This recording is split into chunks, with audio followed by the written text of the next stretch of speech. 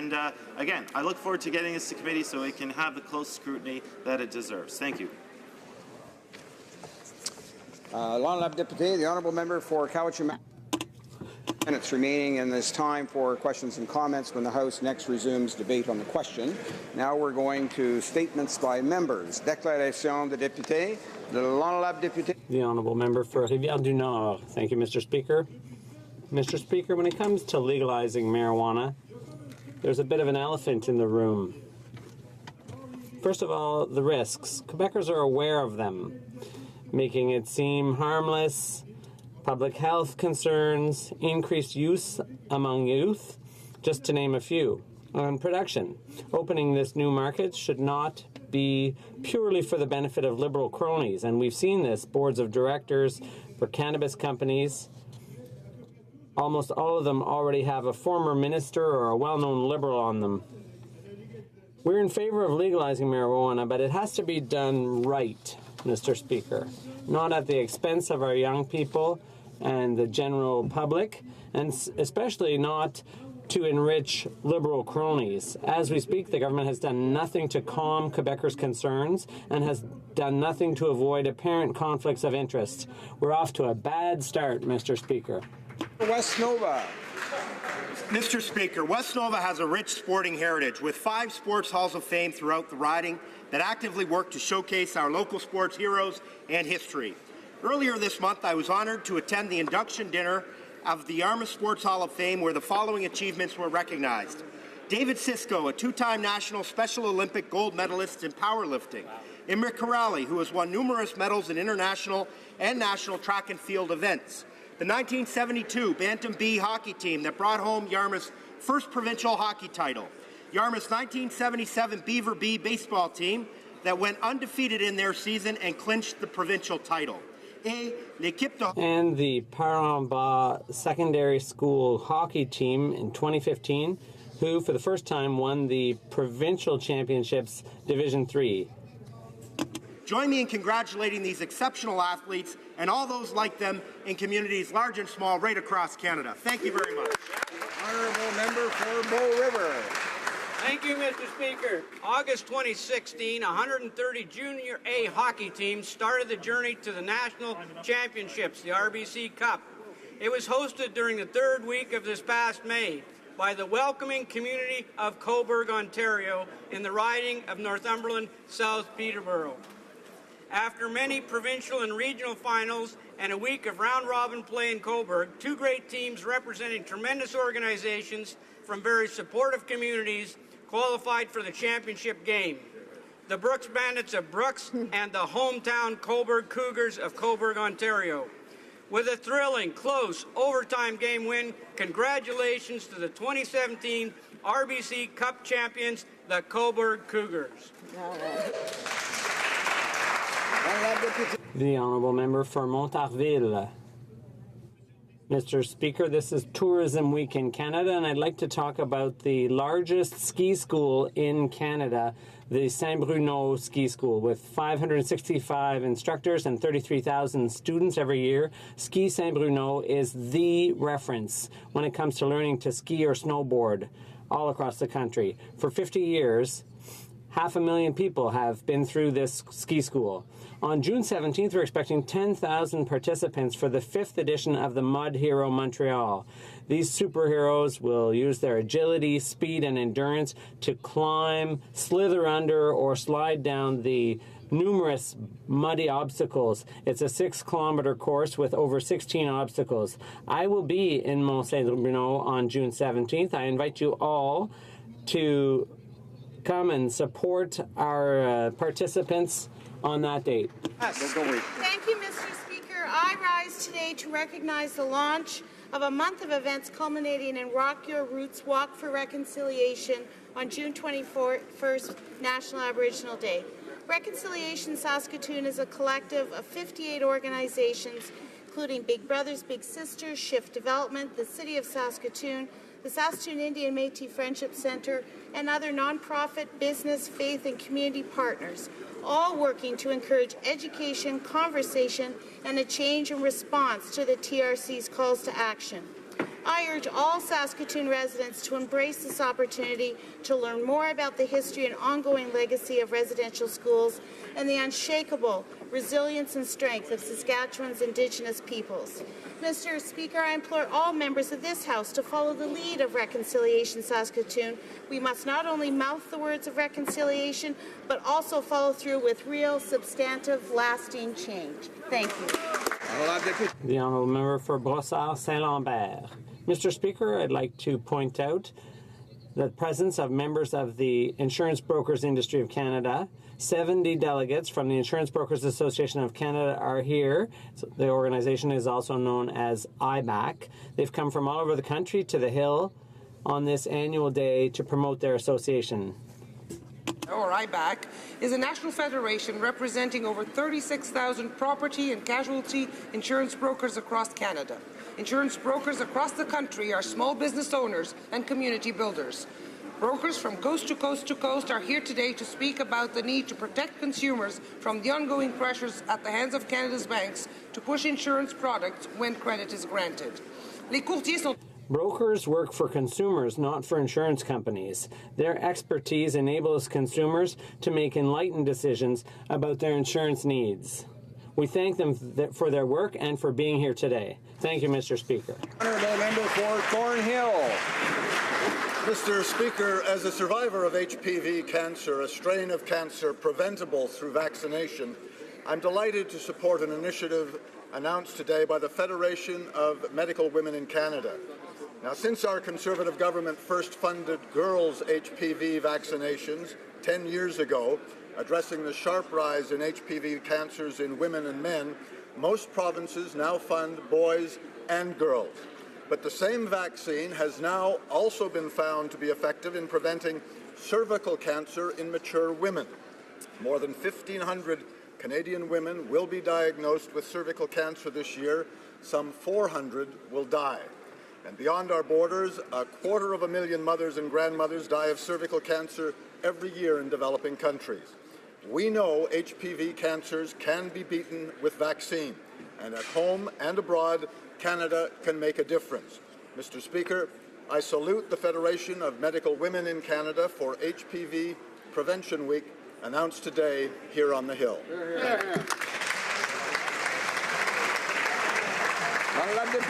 The Honourable Member for Vimy.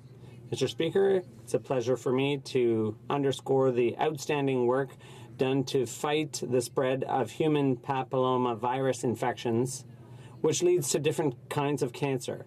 The Federation of Medical Women of Quebec is organizing events on the Hill to promote the very first HPV Prevention Week in the world, which will take place the first week of October this year. This is a first step to increase awareness of this virus, which is extremely contagious. I'm proud to say that for over 10 years, Canada has shown world leadership on this score. I'm calling on our government to maintain its support for prevention strategies so that we can get rid of HPV once and for all. Mr. Speaker, imagine Canada without HPV and the cancers associated with it. Thank you. Mississauga Lakeshore. Mr. Speaker, I rise to commemorate Antonio Souza, who would have turned 92 this Saturday, June 3rd. Wow. A pivotal figure in the Portuguese-Canadian community, Antonio touched so many lives with his integrity, compassion, sense of humor, and dedication to helping others.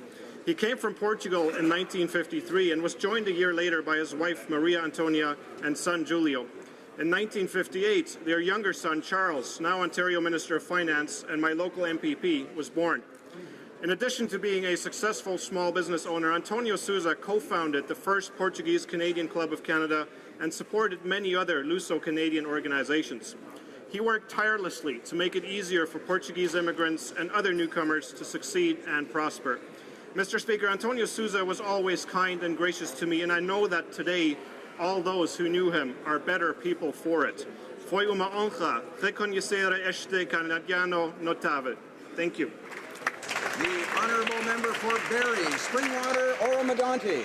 Thank you, Mr. Speaker. This year marks Canada's 150th anniversary since Confederation, but Canada's history stretches back further than those 150 years.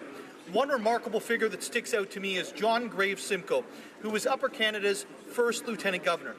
During his tenure, Mr. Simcoe created numerous institutions and reforms, such as the abolition of slavery, English common law, and trial by jury. We still celebrate these institutions today. Unfortunately, this government has decided not to celebrate our 150th anniversary with a commemorative medal. So we in Barrie, Springwater, Oro-Medonte have taken matters into our own hands and will be commissioning 150 medals named after Mr. Simcoe that will be given out to exceptional Canadians in Barrie, Springwater, Oro-Medonte. I would like to wish every Canadian a very happy Canadian 150th birthday, and I know that in Barrie, Springwater, Oro-Medonte, we will be celebrating the true, the north, the strong, and the free. Here, here. The honourable member, la députée de Madawaska-Restigouche. Thank you, Mr. Speaker. Our government feels that Canada's most important relationship is its relationship with the First Nations. To three communities that play an important role in the development of northern New Brunswick.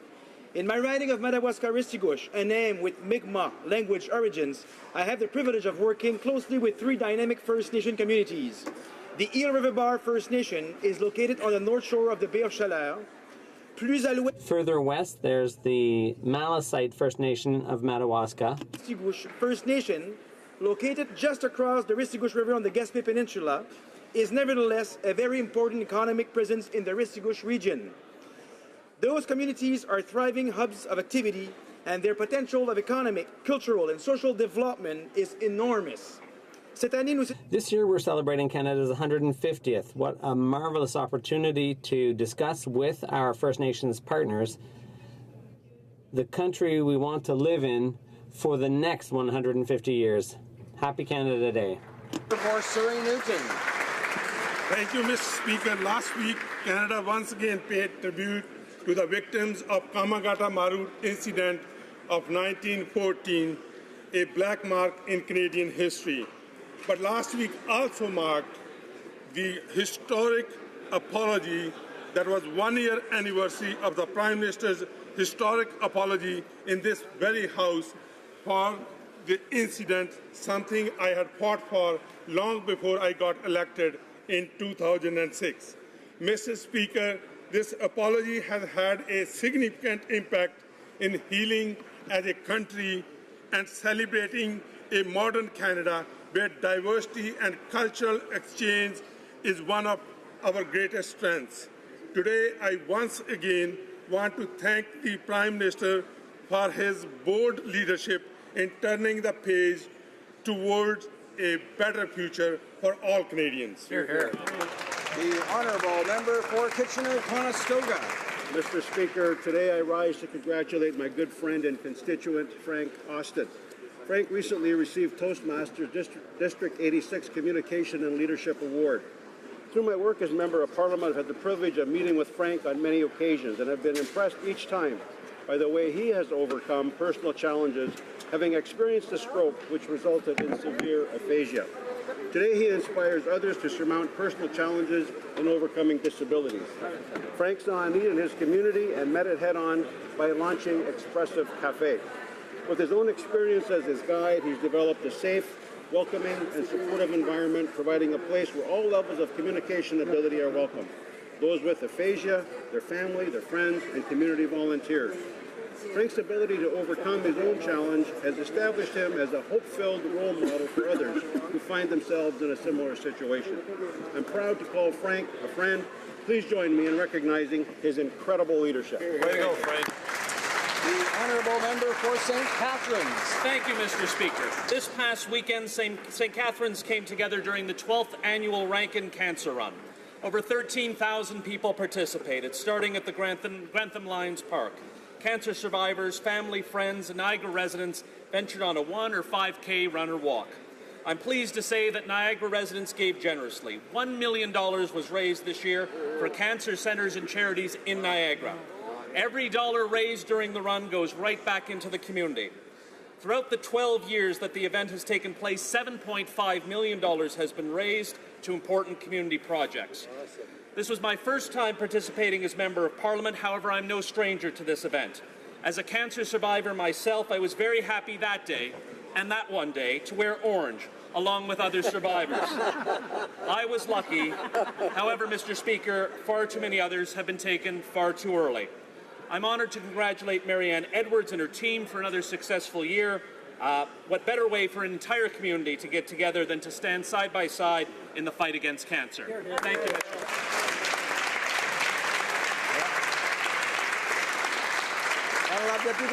The Honourable Member for St. Hyacinthe-Bagot. Mr. Speaker, today marks the launch of HPV Prevention Week, which will be celebrated for the first time in Canada from October 1st to 7th. This is a world first.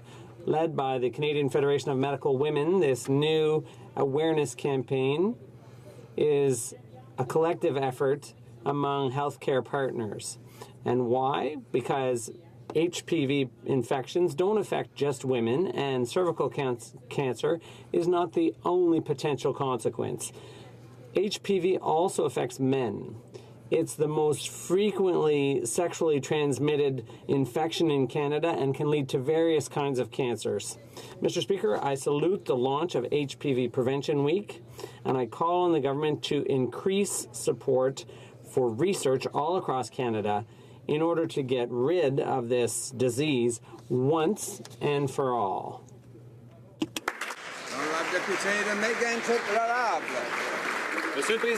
Mr. Speaker,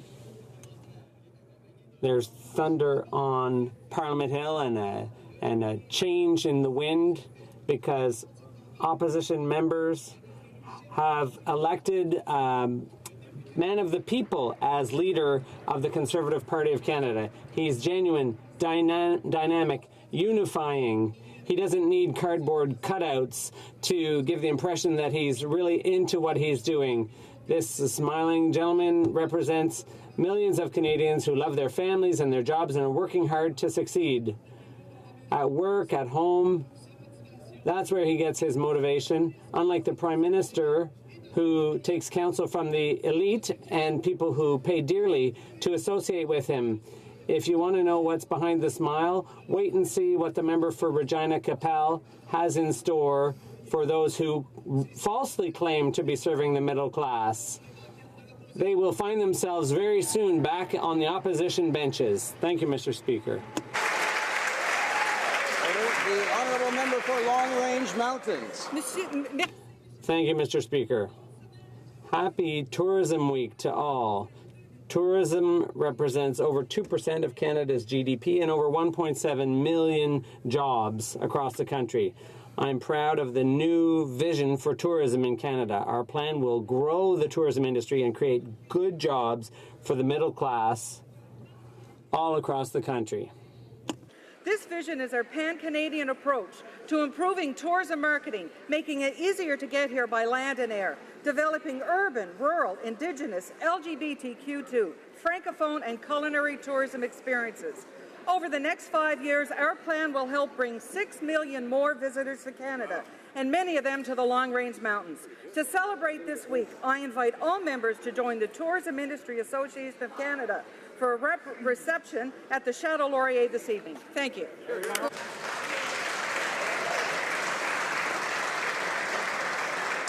Oral questions. Questions orales. The Honourable Leader of the Opposition.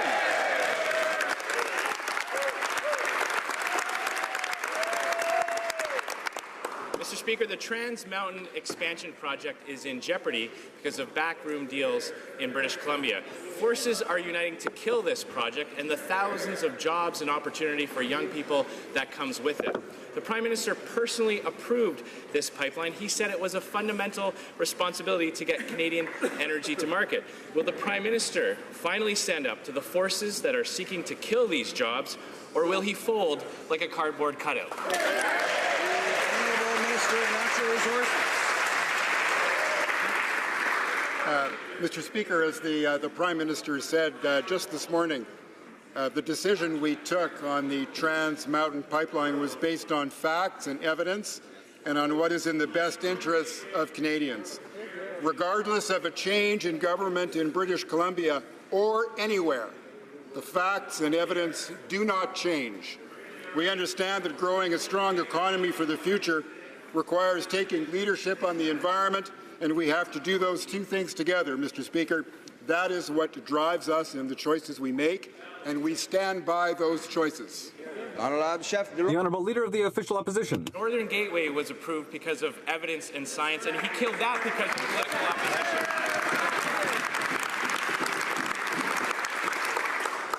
The Prime Minister claims that the approval of Trans Mountain's expansion was based on science. We know it will be good for the country. It'll be good for British Columbia and Alberta workers.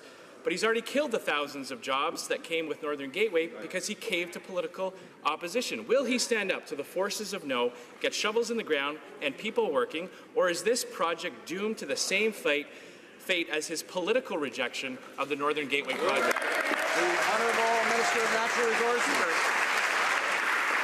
The review around the Trans Mountain expansion was the most exhaustive in the history of pipelines in Canada. There are 157 recommendations from the National Energy Board. We set up our own ministerial panel that went up and down the line, and the consensus after all of that conversation with Canadians was that it is in the national interest to build that pipeline. Therefore, we gave it approval. That approval stands. The Honourable Leader of the Opposition. Mr. Speaker, the Prime Minister wants us to trust him to spend $35 billion in an infrastructure bank that nobody has asked for. And yet experts are saying that the bank could be vulnerable to political interference and that it will be subsidizing profits while leaving losses for taxpayers, and they doubt that it will attract the private investment that's been promised. Given all this, why is the Prime Minister trying to get this fiasco passed through Parliament before the summer?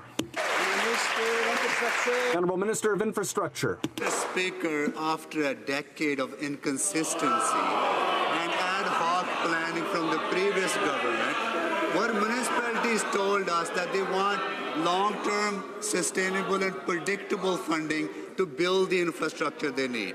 We put forward a historic plan to support our municipalities and provinces, and we want to mobilize our pension funds, institutional investors to build more infrastructure that our Canadian communities need to create jobs for the middle class and help those who want to be part of the middle class. Thank you, Mr. Speaker. The Honourable Leader of the Opposition. Mr. Speaker, Canadians are very worried that this $35 billion infrastructure bank is just a way for the Prime Minister to line the pockets of his friends.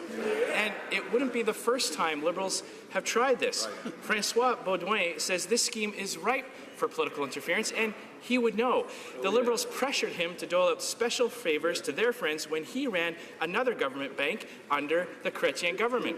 Will the Prime Minister admit that Canadians are catching on to a scheme and quit putting their tax dollars at risk to benefit Liberal friends?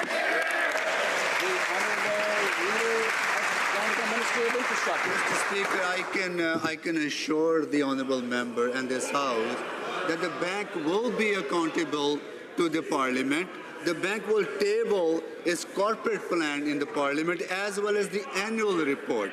It will report to the Auditor General. It will be open to audit from the Auditor General. We want to make sure that we are creating the right balance in order to mobilize the private capital, but still make sure that we are protecting the public interest, and we're building infrastructure that is needed by the Canadian community, infrastructure that the previous government failed to build, Mr. Speaker. The Leader of the Opposition.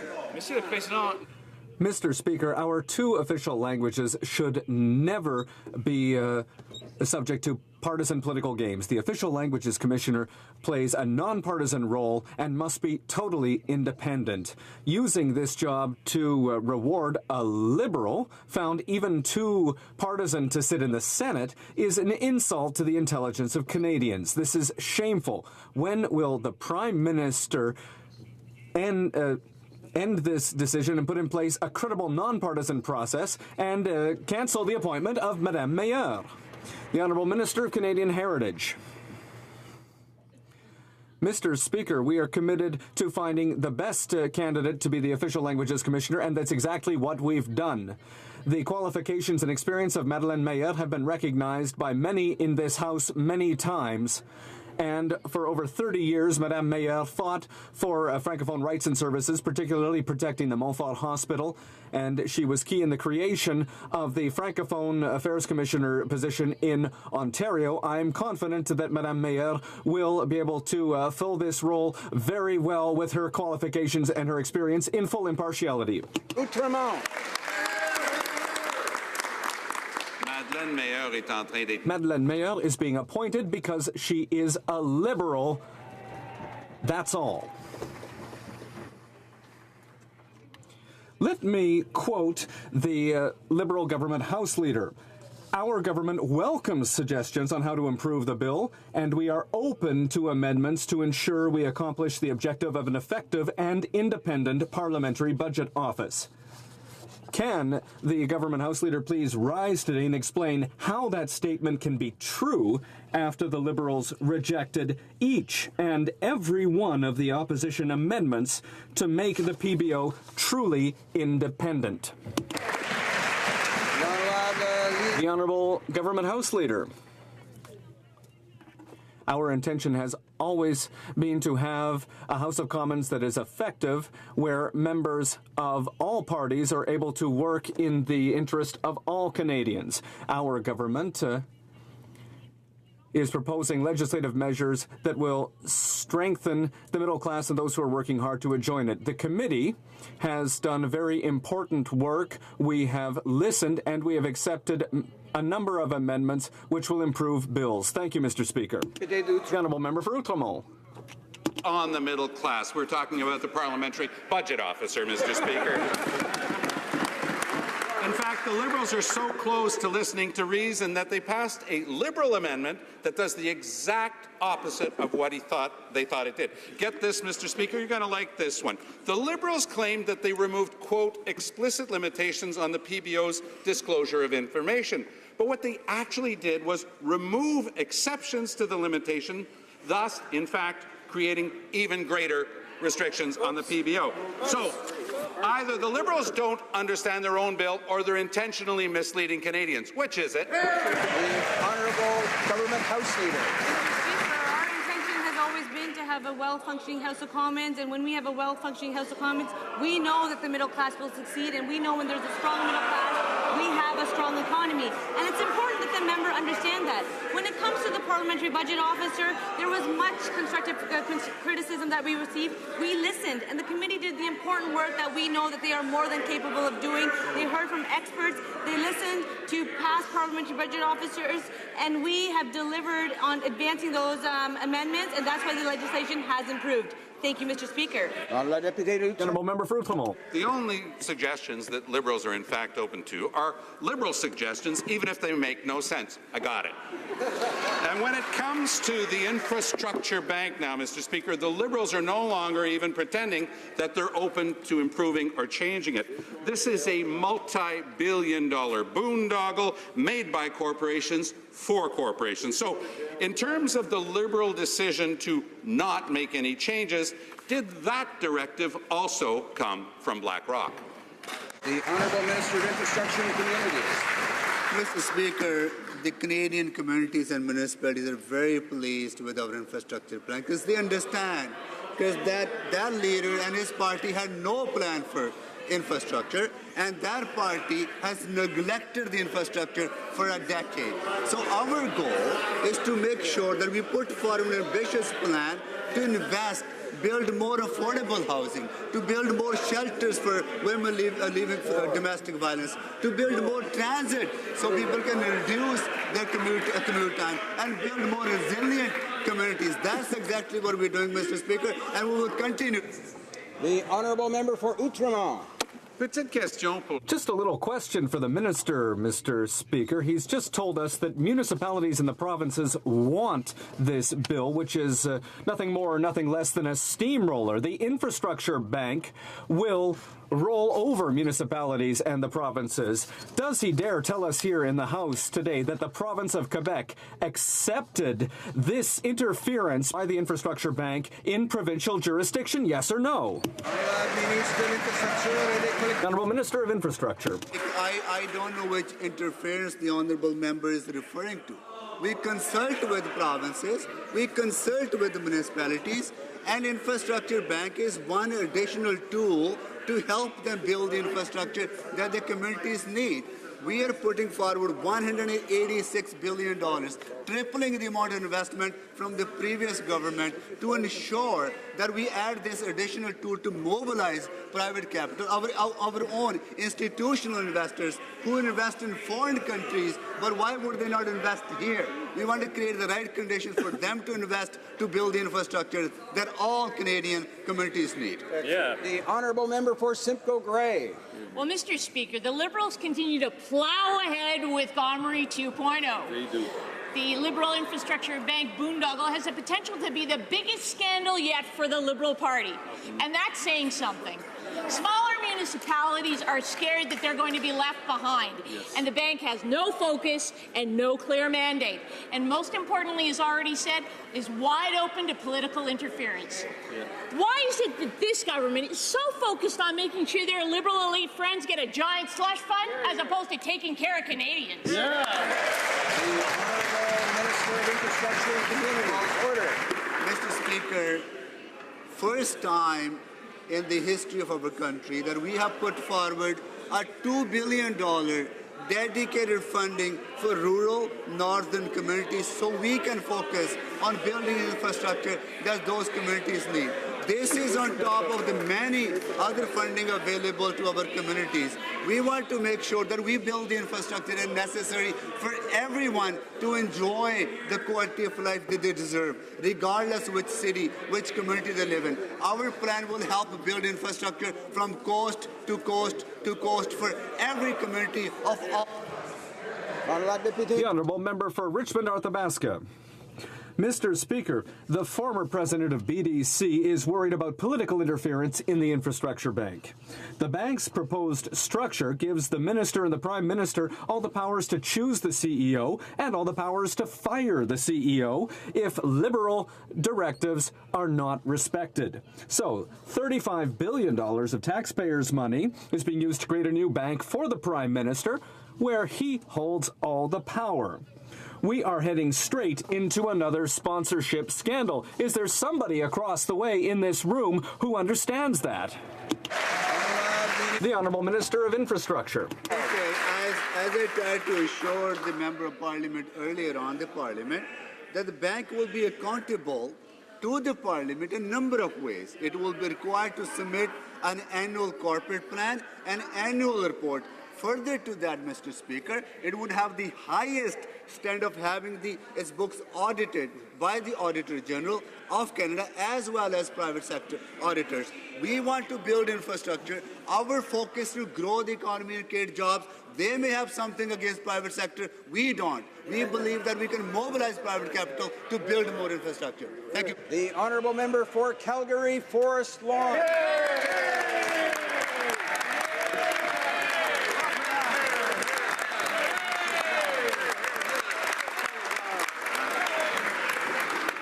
Mr. Speaker, unemployed Canadians want to get back to work and support their families. Natural resources of Alberta have to get to the international market. Canadians are very concerned that British Columbia politics may hinder the Trans Mountain project, Mr. Speaker. And we know what the Prime Minister said, Mr. Speaker, that facts and evidence is there. But facts and evidence is also there that the Liberal government has broken so many promises. Will this be another promise that the Liberal government will break? Can we trust the Prime Minister on this, Mr. Speaker?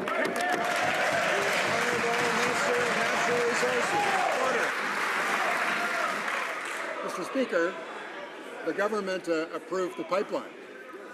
And the government approved the pipeline because it determined that moving crude from Alberta to British Columbia and then to export markets was in the national interest because, as members know, 99% of the export of Canadian oil and gas goes to the United States. So we concluded that it was in the interest to Alberta and to British Columbia and to all of Canada to approve this pipeline because it employs thousands of people, not only in British Columbia and Alberta, but all across the country. We stand by that approval. The honourable member for Calgary Forest Lawn. Mr. Speaker, we have been standing in this Parliament and hearing from the Liberals all about helping the economy, national economy. We know they give the good words, but your facts remain that you have broken so many promises. Our concern and the Canadians' concern is that will you keep this promise and make sure that oil gets to tidewater so people can be employed in Canada, Mr. Speaker? That is Remind honourable members to direct their questions through the chair. The honourable Minister of Natural Resources. Thank you, Mr. Speaker. I'd like to thank the honourable member for giving our answer for us. We think it's important to create jobs in the oil and gas sector. As a matter of fact, just last week, the $30 million that we have granted to Alberta is resulting in $250 million of investment to reclaim oil wells that will create 1,650 jobs in Alberta because of an investment from the Government of Canada. We have confidence in the people of Alberta. We wish they had as much. The honourable member for Chilliwack, HoC. Well, Mr. Speaker, in BC, the forces of no are uniting to try to scuttle the Trans Mountain Pipeline, a project that the Prime Minister has personally approved. While the Prime Minister has no trouble bragging about approving the pipeline when he's in Calgary or Houston, he hides from his decision in BC because his Liberal MPs there continue to oppose it. Will the Prime Minister finally tell his Liberal MPs from BC to stop opposing this job-creating pipeline, go back to BC and sell this project that he personally approved so that it actually gets built? The Honourable Minister of Natural Resources. I'd like to thank my honourable friend for the question because it gives me another opportunity to say that this government believes that pipeline should be built. And it should be built because we want to take the crude from Alberta and move it to an export market. We want to create the 15,000 jobs for Albertans and British Columbians, just as we have created jobs in the approval of other pipelines, just as we continue to have confidence in the innovation and the entrepreneurship of Albertans. Mr. Speaker, we in this side of the House have confidence in Alberta. Honourable member for Chilliwack, HoC. Well, Mr. Speaker, we have no confidence that this Prime Minister will actually stand up to his Liberal MPs and push for this project. He claims that he approved the pipeline based on science and would not be swayed by political arguments, yet there's a big political argument coming his way because of this forces of no uniting in BC. They're trying to derail the project. Even his own Liberal MPs hope that it fails. If the Prime Minister can't even get the social license in his own party for this project, how is he going to get it in British Columbia? Will he finally put the jobs of energy workers ahead of the jobs of Liberal MPs, stand up for this project, and fight for it in British Columbia? The Honourable Minister of Natural Resources. Mr. Speaker, as the Prime Minister said this morning, the decision we took on the Trans Mountain Pipeline was based on facts and evidence and on what is in the best interests of Canadians. And regardless of a change in government in British Columbia or anywhere, the facts and evidence do not change. Neither does the approval, neither does the commitment of this government to support the pipeline so we can move Alberta oil not only to the United States, but to export markets as well. The Honourable Member for Elmwood-Transcona. Mr. Speaker, after promising more times than you can count to get rid of our unfair voting system, the Prime Minister abandoned that promise. He wouldn't let members of this House decide whether or not to move forward. Instead, he said it was his choice alone. Well, he's wrong, Mr. Speaker, and tomorrow every MP is going to get to make that choice for themselves. Our question is, will the Prime Minister get out of the way and promise not to punish Liberals who, unlike him, choose to keep their promise? The Honourable Minister of Democratic Institutions. Thank you, Mr. Speaker. Once again, I would like to thank the Committee on Electoral Reform for their excellent work and for the excellent recommendations that they put forward. I was pleased to table the response of the government, which was in agreement with the majority of those responses. However, I am also looking forward to working with members in this place to move forward on political financing, to move forward on cybersecurity, and on many ways that we can improve, strengthen, and protect our democracy. Thank you, Mr. Speaker. The honourable member for Rosemont-la-Petite-Patrie. The Liberals promised in 2015 that would be the last election under the first-past-the-post system. After the election, the Prime Minister said it again. He put it in the throne speech. He put it in the first mandate letter for the minister, and he put it in the committee's mandate. And then something incredible happened. People believed them. We thought that change would come. Never in history have so many people participated in public consultations. A wide-ranging consensus was reached. Will the Prime Minister, if he's not going to keep his promise, unmuzzle his MPs and let them vote for the committee's report? The Honourable Minister of Democratic Institutions. Thank you, Mr. Speaker. I would like to thank the honourable members who worked on the committee report for their excellent work. I would also like to thank the thousands of Canadians who participated in discussions on this subject. We have listened, and I am proud of this government's decision that we will improve and protect our democracy here in Canada. Thank you, Mr. Speaker. The honourable member for Beauport, Côte-de-Beaupré, Île-d'Orléans, Charlevoix. Charade, scheme, skullduggery. That's the new Liberal Party motto. And that's how they've managed the nomination of the new Official Languages Commissioner. The Liberals have gone too far in a process that is supposed to be above politics. Transparency? None. Even the Heritage Minister is playing this partisan game when she should not be. Given these circumstances, will the Minister do the right thing and cancel the appointment of Madeleine Meilleur? The Honourable Minister of Canadian Heritage.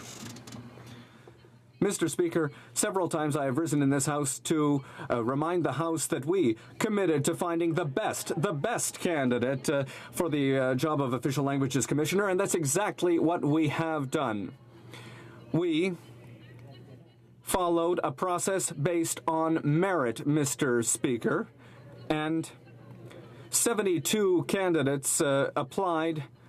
We held interviews, tests. Madeleine Meilleur was the best candidate, and both sides of the House have recognized her experience and her expertise, and that is why, as a government, we're very proud. The Honourable Member for Beauport, Côte-de-Beaupré, Île-d'Orléans, Charlevoix. She's also one of the best Liberal Party donors, Mr. Speaker. The appointment of Madeleine Meilleur to the position of Official Languages Commissioner is shameful. It shows a lack of ethical respect for the selection process. The Heritage Minister continues to defend the indefensible when she knows very well that she has also shown a lack of ethics in her job by being involved in the process. When will she finally take her job seriously and rescind her unacceptable decision to appoint Madeleine Meilleur and show some respect for the independence of the Official Languages Commissioner position? The Honourable Minister of Canadian Heritage. Order. Mr. Speaker, I am surprised by the reaction from my colleague, but she has recognized the experience and qualifications of Madame Meilleur. Why? Because she is a pioneer in the defense of linguistic rights in this country. Whether it be her work over 30 years to fight for the rights and services for Francophones in Ontario, protecting the Montfort Hospital, a Francophone hospital in Ottawa, or creating the Francophone Affairs position in Ontario, which didn't exist before, that is why we trust that Madeleine Meilleur is the best candidate and that she will be able to ensure the impartiality of the Official Languages Commissioner. Thank you. Barry Innisfil. That's nonsense, Mr. Speaker. We learned last week that a well-respected Acadian lawyer specializing in linguistic rights, Michelle Doucette, applied to become the Official Languages Commissioner, yet despite the promise of an open nomination process, a Liberal Member of Parliament told Mr. Doucette if he was serious, he has to talk to leaders of the Liberal Party or Liberal insiders. Gee, I wonder who that might be. Well, it's clear if you're not a connected Liberal, don't bother applying. Did the minister approve this appointment of this Liberal insider even before the appointment process began? The Honourable Minister of Canadian Heritage. Mr. Speaker, we've committed ourselves to find the best candidate to make sure that there would be a strong official languages commissioner. And you know what? That's exactly what we've done. And how did we find that person? We find that person through a round of interviews, 72 candidates that... Order. Order. Order. There's too much noise in the chamber. I know that members and ministers take 35 seconds to pose their questions and respond. It's important that members have the opportunity to hear the response. The Honourable Minister of Canadian Heritage. Mr. Speaker. So the expertise and experience of Mrs. Meyer is recognized by many by both sides of the chamber, and actually many of them has reminded how much she's been involved in the protection and the promotion of linguistic rights in the country. We're comfortable that she is the right candidate following a thorough, open, and merit-based process. And I hope that many of people in this House will be able to support her candidacy. Thank you. Honourable Member for Barrie Innisfil. Well, it's interesting, Mr. Speaker, because the Liberals promised in their election platform that government watchdogs would be accountable only to Parliament, not to the government of the day.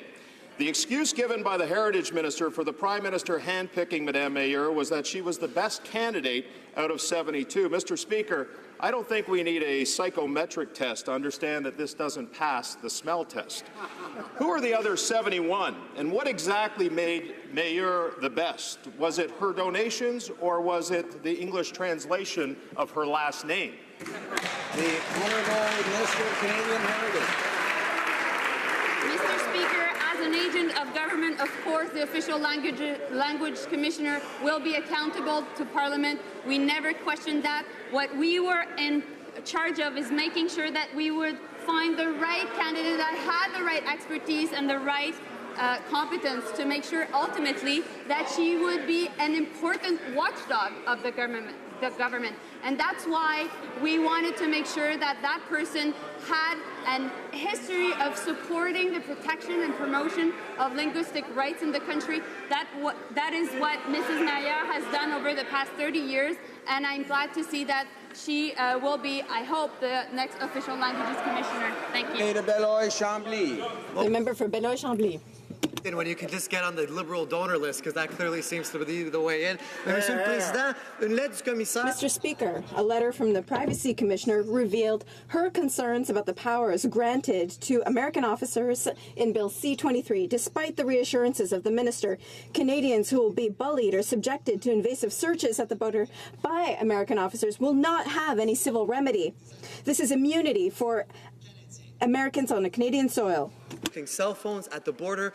When will these Liberals finally reconsider this legislation and once and for all stand up for Canadians' rights? The Honourable Minister of Public Safety. Mr. Speaker, Bill C-23 does not provide U.S. preclearance officers with any electronic search authority that doesn't already exist.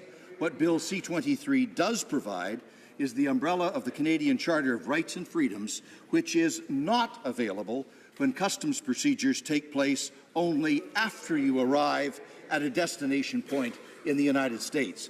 Obviously, Canadians are better off with C-23. The Honourable Member for Saskatoon West.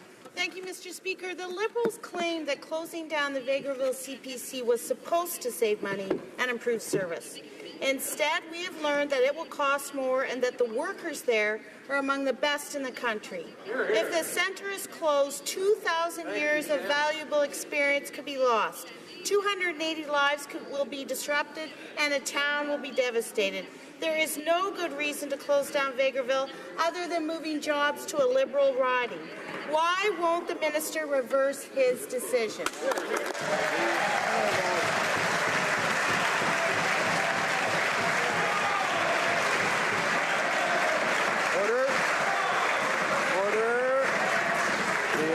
Minister of Immigration, Refugees and Citizenship. Mr. Speaker, our government is committed to making responsible decisions based on government spending of hard-earned tax dollars. With about 20% of available positions currently vacant, the move will address long-standing staffing challenges, will allow for an expansion of immigration operations, and actually create additional jobs in Alberta. In fact, the new location will accommodate 312 employees and allow us to expand our workforce by at least 40%. Thank you, Mr. Speaker. Honourable Member for Nickel Belt. Merci, Monsieur le Président. Thank you, Mr. Speaker. Last June, the Standing Committee on the Status of Women published a report on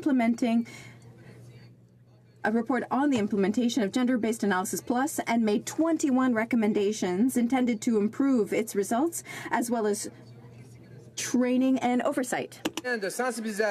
Throughout GBA Plus Awareness Week, can the Minister of Status of Women tell this House what the government is doing to enhance the implementation of GBA Plus across federal departments? Minister for the Status of Women. Monsieur le Président, je remercie.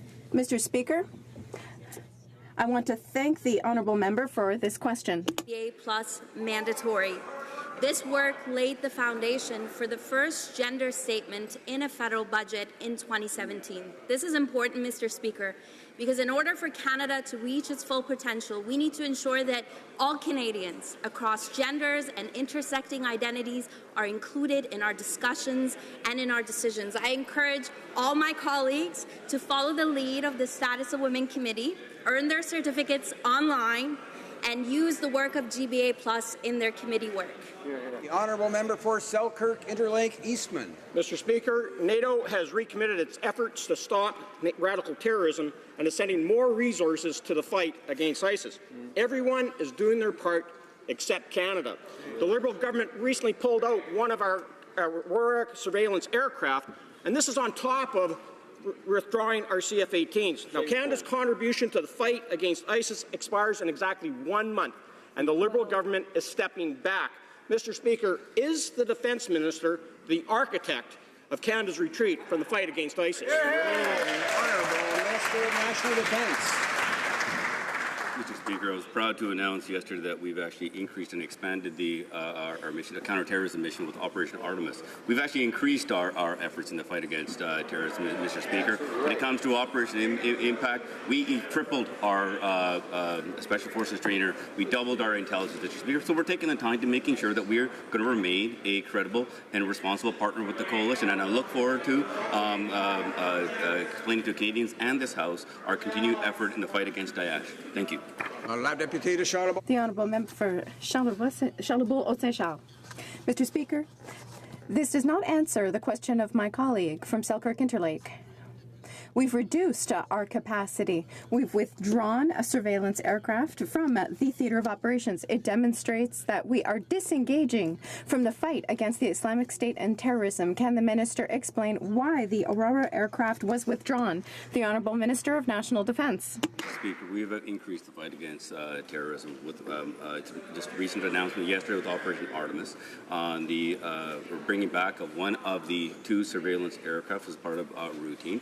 We're taking the time right now to making sure that we have the right discussions with the coalition partners so that we can fill the appropriate gaps in the coalition so we can continue the fight. That's exactly what we did last year, Mr. Speaker, and this is one of the reasons why we've had tremendous success with the coalition in the fight against Daesh. Thank you. The honourable member for Beauport-Limoilou. Mr. Speaker, the Liberal government has managed to yet again botch an important file, which is replacing search and rescue aircraft. But it's not surprising because that department has had no leadership since 2015. And there's been the parliamentary secretary, who is highly partisan, who has been answering the political questions regarding this department. When will the Prime Minister understand the urgency of the procurement portfolio and act before everything falls apart? The parliamentary secretary to the Minister for Public Services. The government is determined to build a strong, well-equipped military and to ensure the most effective ratio of cost and effectiveness. We are going to acquire 60 new search and rescue aircraft, which is at the leading edge of technology. There has been a legal review requested, and it is inappropriate to comment further on it as it is before the courts. West. Mr. Speaker, apparently the budget to purchase the new fixed-wing search and rescue aircraft jumped magically by more than $1 billion. The only problem, though, is no one thought to tell all the companies bidding on the contract about this change. So once again, this Liberals government's mismanagement of the project, taxpayers may now be liable for millions in damages and legal costs. Why didn't the Liberals disclose the massive budget change to all the bidders on this contract? Honourable Parliament Secretary to the Minister of Public Service. Well, it's very surprising, Mr. Speaker, to hear the pyromaniacs the other side complain when the fire department turns up. But our government is committed to building a more agile, better equipped military while ensuring the best value for Canadians. Our government announced the award of a contract to acquire a new fleet of 16 modern and technologically advanced search and rescue aircraft. These aircraft will save Canadians' lives every day. And while we are aware of an application before the court, it would be inappropriate for me to comment, Mr. Speaker. Remind honourable members that these kinds of characterizations are usually not helpful, and we'll go now to the honourable member for Edmonton Strathcona. Mr. Speaker, UNESCO issued a stern warning that without immediate action, Canada could lose World Heritage Site for wood buffalo. They directed that this government immediately take 17 direct actions, including conducting an assessment of the impacts of Site C Dam on the Peace Athabasca Delta, and engage directly with affected Indigenous peoples. Indigenous leaders are saying this government's approach to Site C has violated treaty and constitutional rights. Does this government have any intention of acting on these directives and concerns? Hear, hear. The Honourable Minister of the Environment and Climate Change. Thank you, Mr. Speaker. I'd like to thank the member for a question. Our government is committed to the ongoing protection of Wood Buffalo National Park.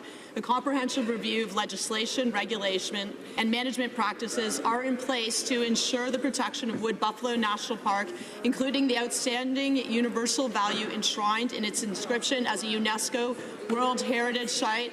Parks Canada is working with the 11 Indigenous communities to create a cooperative management framework for the national park that respects the cultures and traditions of Indigenous peoples. Thank you. The Honourable Member for Laurier-Sainte-Marie. Mr. Speaker, the Security Council resolutions involve all member countries. I've already asked the Minister twice now if Canada is going to uphold the Security Council resolution on illegal colonies in Palestinian territory. And twice, the Minister has refused to answer. How can Canada expect to win a seat on the Security Council if it refuses to uphold the United Nations resolutions? Parliamentary Secretary to the Minister of Foreign Affairs. Mr. Speaker, we firmly believe that the only way to achieve lasting peace is through a two-state solution negotiated by the parties involved. Canada has committed for some time to comprehensive peace agreement and to a two-state solution. This includes the right of Israel to live in peace within safe borders, as well as the creation of a Palestinian state that is sovereign and sustainable. Canada recognizes the right of Palestinians to self-government and to the creation of a Palestinian state that is independent and sustainable. Thompson Caribou. Mr. Speaker, families need the murdered and missing inquiry to be successful, and we recognize that the hearings are happening this week in Whitehorse. But what's happening after that? They're shutting down for the summer. Does the minister not recognize what so many others recognize, including the Justice Minister's father, that there is serious problems with this process? What is she going to do to fix it? Honourable Minister of Indigenous Affairs. Mr. Speaker, we are committed to ending this ongoing national tragedy. As family member Bernie Williams stated, families have fought too long and hard for this much-needed inquiry to abandon it and end them now. The Commission has publicly acknowledged the need for increased communication and that families must be at the centre of the inquiry. The Commission is committed to culturally sensitive and trauma-informed ways to ensure this.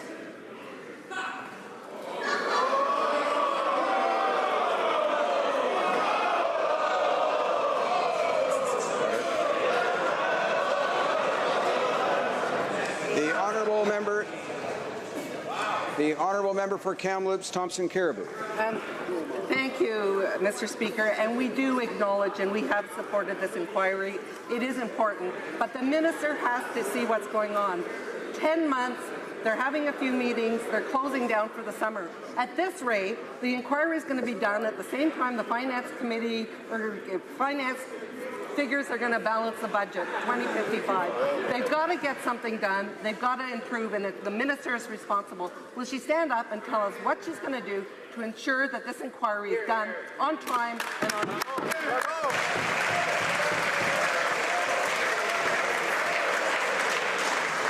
The Honourable Minister of Indigenous Affairs. This is a bit much coming from a party that opposed this commission for the whole of their mandate.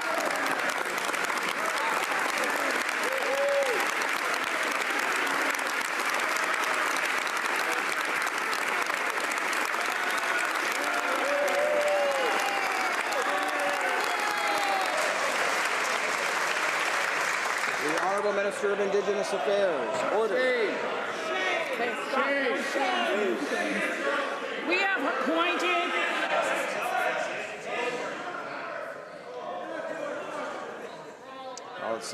Look, it's the members' time here, and look, we don't want to lose opportunities for members to participate in question period. The honourable minister, rather, for Indigenous Affairs. Order. Mr. Speaker, we have appointed an independent commission of truly talented people. The family members are now speaking that they are feeling heard in Whitehorse, and they want this commission to continue. The commission will continue to work throughout the summer, and I have every confidence they will be able to fulfill their mandate. The honourable member for Calgary Nose Hill. Mr. Speaker, the Liberals have racked up massive deficits and hiked taxes, but the reality is that many Canadians are struggling. Meanwhile, they watch Liberals spend their tax dollars on things like limo rides, Broadway tickets for wealthy bankers, cardboard cutouts of the Prime Minister, and lavish Caribbean dream vacations. And now, the Ottawa Citizen reported that federal tax dollars were spent on something else that's a little odd. What is it? How much are Canadians paying to rent a giant plastic duck? The Honourable Minister of Canadian Heritage. Order. Mr. Speaker. Sure.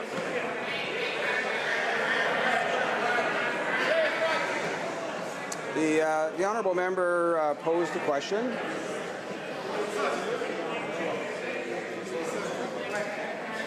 The honourable member posed a question. The honourable Minister of Canadian Heritage will respond now. Let's give her a chance, and we'll hear what she has to say. The honourable Minister of Canadian Heritage.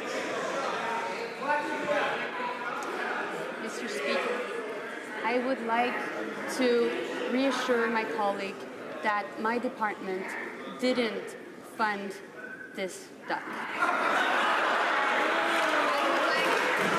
tell her what we have funded, because of course, in the context of our reconciliation efforts with Indigenous people, we supported the Red Pat Waterfront Festival in funding the Rhythm of a Nation performance component of the Ontario 150 tour. This funding will allow communities across Ontario to discover Indigenous music and dance.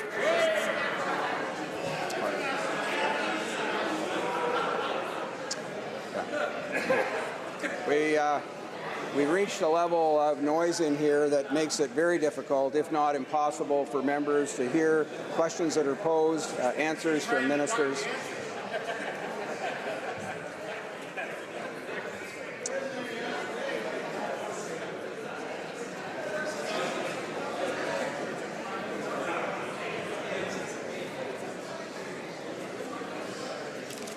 The honourable member for Kelowna Lake Country. Mr. Speaker, having served in the Canadian Armed Forces, I know how important it is to find a new purpose after leaving the military. While most military members transition well, some struggle to find their new normal and to build their new life. Access to educational opportunities and training can greatly increase the probability of veterans successfully navigating this critical transition. Can the Minister of Veterans Affairs update this House on the measure he's taking to give better access to education, training for veterans at the end of their military service. Thank you. The Honourable Parliamentary Secretary to the Minister of Veterans Affairs. Mr. Speaker, I'd like to thank the member for Kelowna Lake Country for his question, but more importantly for his 20 years of service as a pilot in the Royal Canadian Air Force. Our government recognizes that a post-military career is key to the financial security and mental and physical well-being of many veterans and their families.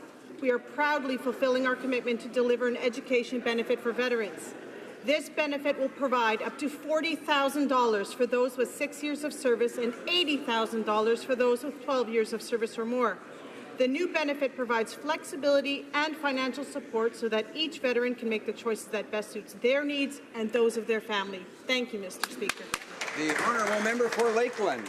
Go. Mr. Speaker, 3 Liberal ministers, a parliamentary secretary, and an Edmonton Liberal MP have all claimed that closing the Vegreville Case Processing Centre to put the jobs in a Liberal riding will save taxpayers money. But Canadians now know the truth. Absolutely. It won't. It's not responsible. And just 2 weeks ago, the current parliamentary secretary claimed they've been honest all along, but they haven't. Government documents prove this unjustified closure will cost Canadians tens of millions more. Will the minister stop covering up the facts, finally admit this is a costly mistake, and reverse it now?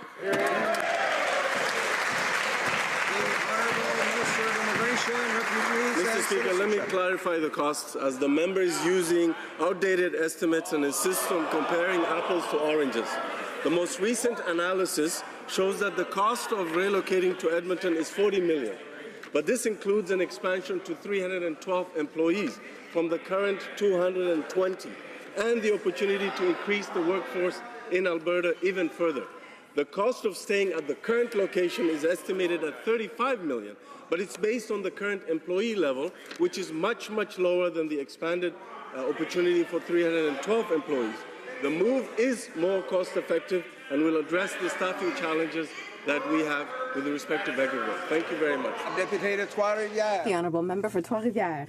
Mr. Speaker, the answer to my question on the odor permit clearly shows that no funds, no employees, and no external consultants have been assigned to review the concrete aggregate quality standard, unlike what the Minister of International Trade led us to believe. The CSA has nothing new available to it to develop a new scientific standard.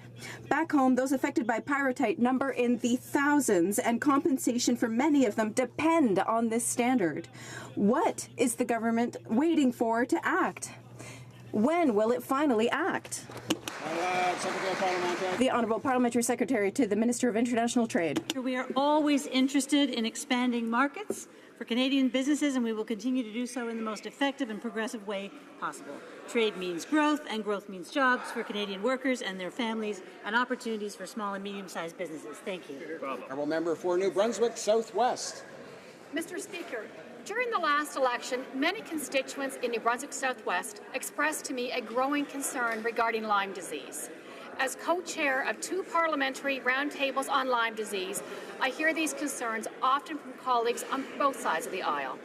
Can the Minister of Health inform this House on what steps she is taking with the new federal framework on Lyme disease to address the concerns of Canadians? Thank you. The Honourable Minister of Health. Mr. Speaker, I'm very pleased to answer this question, and I thank the member from New Brunswick Southwest for raising the issue of Lyme disease. I was very pleased this morning to table here in the House a new federal framework for Lyme disease. This will address the federal role in responding to Lyme disease. I was additionally very pleased to announce that we are investing $4 million to develop, through the Canadian Institutes of Health Research, a Lyme disease research network. This will help to build the evidence, to grow the data, to be able to respond, to prevent, treat, and diagnose Lyme disease. Thank you. The Honourable Member for Edmonton-Wetaskiwin. Mr. Speaker, yesterday the Liberal Cabinet indicated that it will not support the Canadian Autism Partnership in today's vote. Canadians who have indicated support include the vast majority of Canada's autism community, plus the Canadian Association for Community Living, UNICEF Canada, Plan Canada, Save the Children Canada, World Vision Canada, Global Citizen, Haley Wickenheiser, Elliot Friedman, and many others. My question for the Minister is this.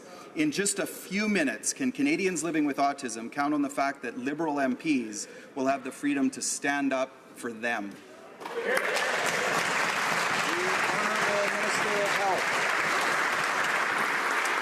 Mr. Speaker, in my role as Minister of Health, I make sure that all Canadians have access to the health and health care that they need. This includes responding to the needs of Canadians affected by autism spectrum disorder. We do that through working with our provincial and territorial partners, who will be given $200 billion of federal money over the next 5 years. We do that through research and have invested $40 million in research into autism spectrum disorder. We do that through working in a cross-government mechanism, including working with my partner, who is the Minister for Persons with Disabilities, including working with my partner who allows Canada Child Benefit, Canada Disability Benefit. We will do everything to make sure we address these needs. The Honourable Member for Pierre Boucher, les Patriotes Verchères. Mr. Speaker, this is becoming a Liberal government specialty. The fine print hidden in a mammoth bill that weakens Quebec. Section 4D, the section on the infrastructure bank in C-44, says that the government can declare the bank an agent of the Crown. Why give a private investment fund the power to circumvent Quebec's laws and municipal bylaws? Do rich Bay Street investors matter more than Quebec to this government? The Honourable Minister of Infrastructure. Mr. Speaker, for the creation of the Canada Infrastructure Bank, we consulted very extensively with provinces, territories, municipalities, private sector, institutional investor, labor organizations. Our goal is to support municipalities and provinces build more infrastructure their communities need, and we work very, very closely with all of the provinces as we move forward on the design of it, as we move forward on the selection of the leadership of the infrastructure bank, as we move forward on the selection of the projects that are needed for our communities. The Honourable Member for Joliette. This is a gift to investors. That's the problem. Essentially, the government is giving its infrastructure privatization bank the power to expropriate, like Ottawa did for Mirabel and Forillon. It's granting the bank the power to ignore environmental organizations and agricultural zoning. That's not a joke. Why? To attract foreign investors who might not like how we do things. It makes no sense. Will the government withdraw this section in the bank's legislation that allows businesses to be above Quebec's laws? Enough with stepping on our toes. The Honourable Minister of Infrastructure. Mr. Speaker, the legislation related to the bank is very clear. This is an optional tool for municipalities and provinces to use. It is part of our overall extensive, ambitious infrastructure plan to invest more than $186 billion. Out of that, less than 10% will be invested through the bank. Again, it's optional. If they wish to use so, they can explore that option. If they wish not to use so, we will continue to support our provinces, municipalities through our traditional grant funding that is available to them. Thank you, Mr. I'd like to draw to the attention of honourable members the presence in the gallery of the Honourable Gordon Wyant, the Minister of Justice and Attorney General for the province of Saskatchewan, and the Honourable Scott Moe, Minister of the Environment for the province of Saskatchewan.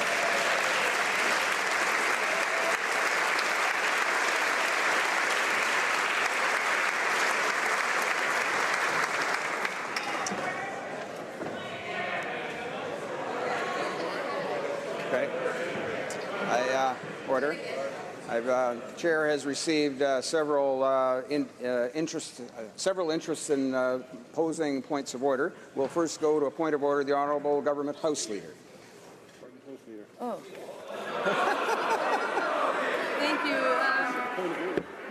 I don't have a point of order. Okay. That was not the information I had. L'honorable député de Trois-Rivières. Honourable Member for Trois-Rivières. Given the curious answer I got, I was thinking maybe there was a problem with the translation, and I'd like to have the opportunity to ask the parliamentary secretary the question again so that he could give an answer, or give him an opportunity to answer again. I don't believe that's a point of order. It's a point of debate.